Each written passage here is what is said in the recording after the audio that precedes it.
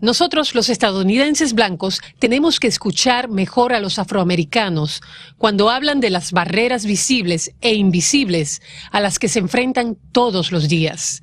Debemos reconocer nuestro privilegio y practicar la humildad, en lugar de asumir que nuestras experiencias son las experiencias de los demás. Debemos ponernos los zapatos de otros y caminar en ellos. Pero matar a agentes de policía es un crimen terrible. Cualquier persona que mate a un oficial de policía debe rendir cuentas. Como presidenta, voy a asegurarme de que sean llevados ante la justicia aquellos que maten a nuestros agentes y que caiga sobre ellos todo el peso de la ley. No puede haber ninguna justificación para hacer algo así.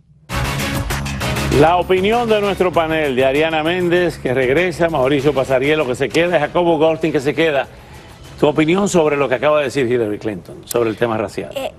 Estoy de acuerdo que tenemos que tener la conversación, pero yo creo que en este momento deberíamos hablar que ningún tipo de violencia, aunque tú quieras tener ese diálogo, aunque quieramos tener esa discusión, ningún tipo de violencia es aceptable hacia los policías. Y creo que estamos viviendo una cultura donde especialmente hay sectores de la población afroamericana que sienten odio y resentimiento hacia un policía y ahora es una guerra contra los policías. Y esa conversación y ese tipo de retórica, los demócratas desafortunadamente han contribuido a diciendo que los policías son racistas o que tienen malas intenciones hacia sectores de la población. Ese es el modo equivocado a cómo hablar sobre este tema. ¿Qué dicen demócratas sobre esto? Yo no creo que yo he avanzado ninguna narrativa racista en ese sentido, ni yo he estado ni de un lado ni del otro. El presidente Obama tiene toda la razón. Nosotros estamos menos divididos de lo que parece, porque creo que la gran mayoría de los norteamericanos entiende que ninguna de las dos cosas es correcta. Ni abusar del poder policial, ni tampoco matar a un policía. Y como casi todos reconocemos que eso es así, eso nos une. Lo cierto es, sin embargo, que no se puede echar a un lado la realidad. Lo cierto es que los estudios que se han hecho indican que efectivamente las comunidades afroamericanas, en esas comunidades se ven muchísimos más arrestos que en otras comunidades, hay muchísimo más contacto policial. Los padres y las madres afroamericanas tienen que hablarle a sus niños cuando tienen 13, 14, 15 años para decirles cómo comportarse cuando se encuentran con un policía, porque temen literalmente por su vida ante las fuerzas de ley. Y eso es una realidad. Ahora, hay que desmenuzar realmente qué es realidad, qué es percepción y cómo se puede de alguna manera armonizar esa situación. Pero esa es una realidad. Vamos a escuchar la opinión de Ariana después de Jacobo un momentito, porque Jacobo no ha hablado ahora sobre este tema. Jacobo, tú que viviste como periodista, como ciudadano de este país, el movimiento de los derechos civiles en los 60, de Malcolm X, los Panteras Negras, de Stokely Carmichael, el Ejército Simbiótico de Liberación, aquel que secuestró a Patricia Hearst, el movimiento de Luther King. ¿Lo puedes comparar con esta época o estamos viviendo una época más violenta y más peligrosa? Mira, estamos viviendo una época sumamente delicada. En aquel entonces los afroamericanos en este país no tenían muchos derechos y estaban peleando por eso. Lyndon Johnson hizo un papel extraordinario cuando fue el sucesor del presidente Kennedy, que había sido asesinado. Pero estamos viendo más y más acercamiento en todo este drama que hemos vivido en los últimos meses de la policía. Hemos visto que la mayoría de los jefes de policía son afroamericanos. Lo estamos viendo en ciudades importantes. Eso antes no existía. Hemos visto el caso de Dallas. Para mí el jefe de policía de Dallas es un héroe, un estoicismo, un hombre que ha sufrido tanto en su vida personal, que ha tenido tanta tragedia.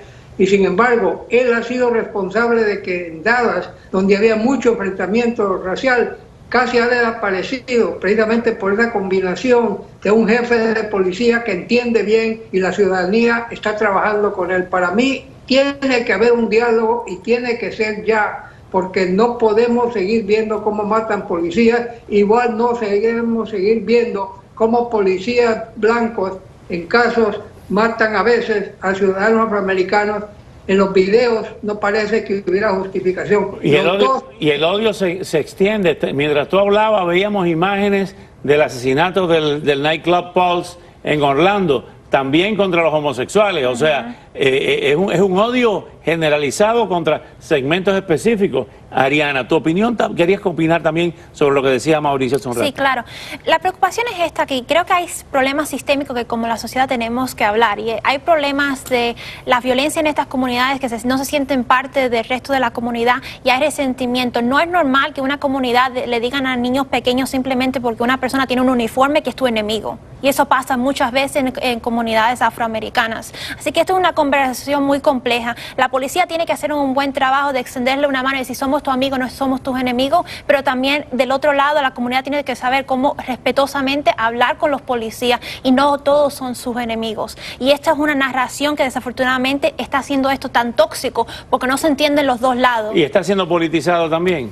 Claro que está hay siendo políticos que quieren desafortunadamente. sus 15 minutos de fama. Claro, por supuesto, sí. Y desafortunadamente, perdóname, pero lo estamos escuchando. ¿Cómo tú puedes culpabilizar a un padre que porque está preocupado por su hijo, porque sabe que en la calle es más fácil que haya un contacto de tipo violento entre un hijo afroamericano y un policía que le diga, que le instruya de cómo debe comportarse, dónde debe poner las manos, si debe poner las manos sobre el manubrio cuando está en un carro? Eso es una realidad para esta personas. Eso no es que ellos están tratando de inculcar el odio. Ellos tienen miedo por la vida de sus hijos. Yo creo que como están las cosas, perdón, no te quiero interrumpir todo, deberíamos poner la mano en el timón. A esta altura yo ya estoy agarradito ahí. Sí, yo creo que sí. Jacobo, una reflexión final en estos minutos que viene por ahí la entrevista con el senador Marco Rubio.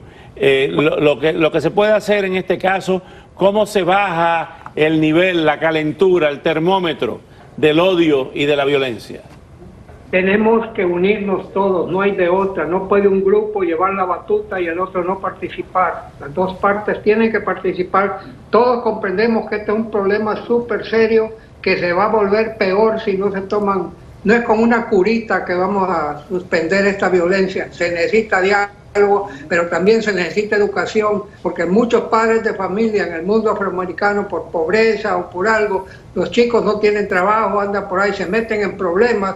Y a veces, cuando la policía te diga, tú eres blanco, asiático, lo que sea, un policía te dice alto y te dice, ponga las manos sobre el timón, hazlo.